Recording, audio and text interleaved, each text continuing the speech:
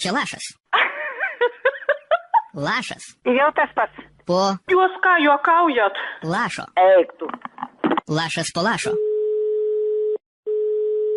Klausom. Labą dieną. Labą dieną. Klaipėdos epideminis centras patrukdė. Taip, kas čia bus, ką turėjai? Su kuo bendraujam? Tatjana. Tatjana, norime pranešti, kad jūsų rajone siautėja naujo tipo virusas. Jis vadinamas porceliano arba keramikano virusu. Plinta lėkštėmis, iš kurių valgote. Jėzu, pirmas iki girdim. Neatsakingumas, tai ką žinau. Nu tai ką turėjai pranešti, kokį lapelę, kaip spręsti? Gerai, padarysim tyrimą. Paimkit kokią keramikinę arba porcelianinę lėkštę. Nu palaukit biškį sekundę, aha.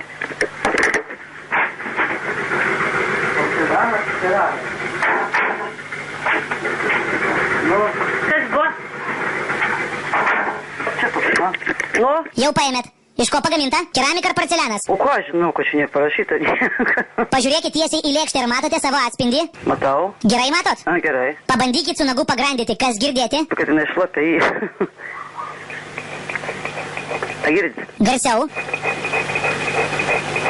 O paviršius lygus?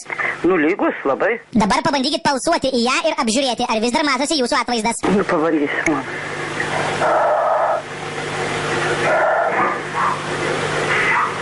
Nu lygų matau.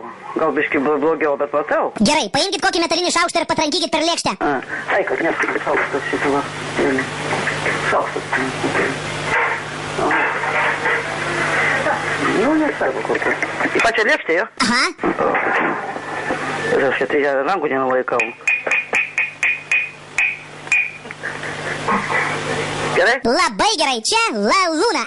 O, žalia. Čia lašas po lašo. Supratau, bet vėlai. Geros jums nuotaikos, iki. Ačiū labai, ačiū. Iki.